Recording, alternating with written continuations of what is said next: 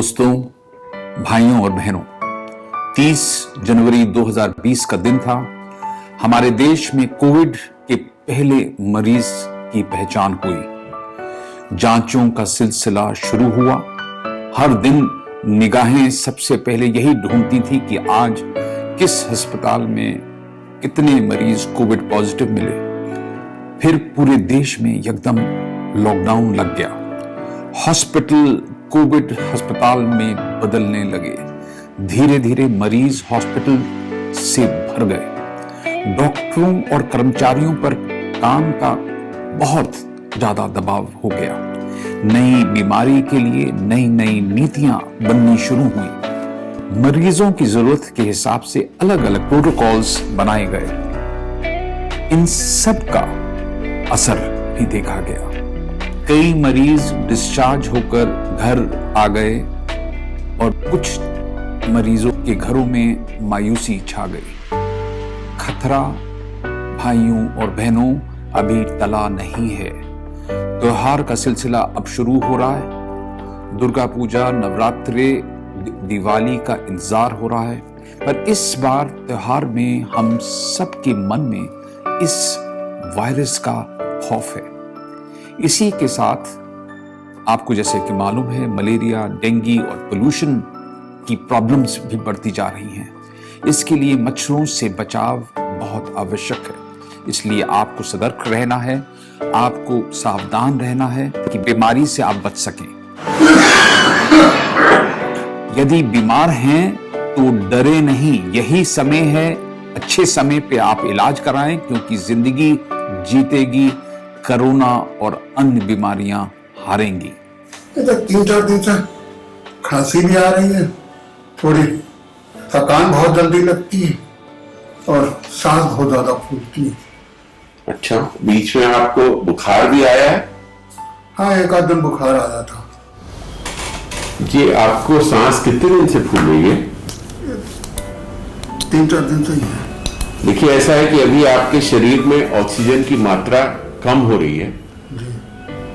जो कोरोना के मरीज होते हैं उनको ऑक्सीजन की मात्रा कम हो जाने की वजह से सांस फूलती है, खांसी आती है। धीरे धीरे ये स्थिति बढ़ सकती है। अभी आप बॉर्डर लाइन पे हैं। हमको इनकी कोरोना की जांच लिखनी पड़ेगी, जो यहीं पे हो जाएगी, RT-PCR।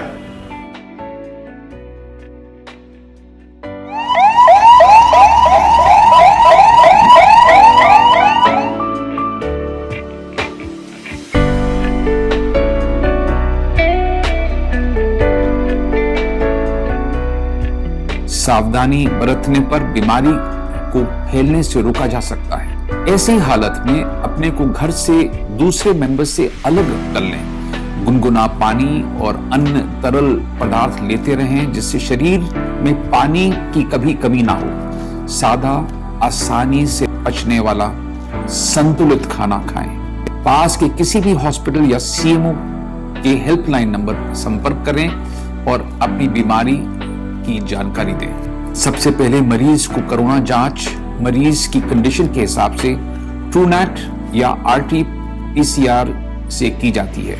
अभी तक किंग जॉर्ज मेडिकल यूनिवर्सिटी में हम 5.5 लाख से ज्यादा RT-PCR टेस्ट कर चुके हैं। थ्रोट स्वॉब और नेजल स्वॉब के सैंपल लेने पर मैं आप लोगों को विश्वास दिलाता हूं कि कोई तकलीफ, कोई दर्द नहीं होती। ये जांच सभी सरकारी हॉस्पिटल्स में मुफ्त करी जाती है। मरीजों के इलाज के लिए डॉक्टर और कर्मचारियों को पूरी टीम दिन रात काम में लगी हुई है।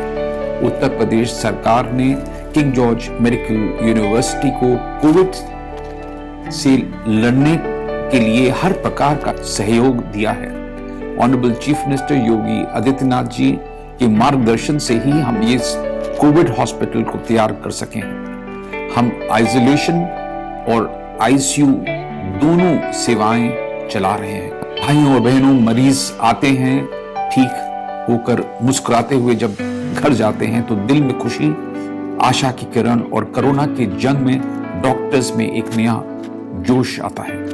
रोगी की जांच समय से मिले, उसका अच्छा इलाज हो, खान पान की व्यवस्था उचित हो, अस्पताल में साफ सफाई रहे, किंग जॉर्ज मेडिकल यूनिवर्सिटी की हर सुविधा और आवश्यकता का honourable chancellor madam Shrimati Anandiben Patel स्वयं ध्यान रखती हैं। उनके आशीर्वाद और कृपा से ही king George medical university Uttar Pradesh की जनता को इस मुश्किल घड़ी में अपनी सेवाएं लगातार प्रदान कर सका है। फरवरी में शुरू हुआ कोरोना महामारी का ये दौर अब चलते चलते साल के आखिर तक पहुंच चुका है। धीरे धीरे हम सभी इस महामारी के साथ जीने की आदत सी बना रहे हैं। जरूरत को समझते हुए सरकार ने धीरे धीरे ऑफिसेज, दुकानें, रेल, एयरपोर्ट और काम करने की दूसरी जगहों को भी खोलना शुरू कर दिया है। लेकिन कोरोना के खिलाफ जंग अभी भी जारी है।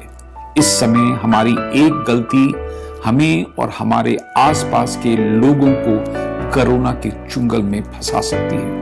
भाइयों और बहनों, आने वाला मौसम सर्दियों का है। सर्दी में मौसम में दुनिया को कोरोना वायरस की सेकेंड वेव का सामना करना पड़ सकता है। ऐसे में हमें चाहिए कि हम बाहर निकलने पर उचित दूरी बनाए रखें, मास्क और सैनिटाइजर का प्रयोग करें। ये बिल्कुल भी ना सोचें कि कोरोना का खतरा टल गया है। याद रखें, 2 गज की दूरी, मास्क है जरूरी। धन्यवाद। जय हिंद।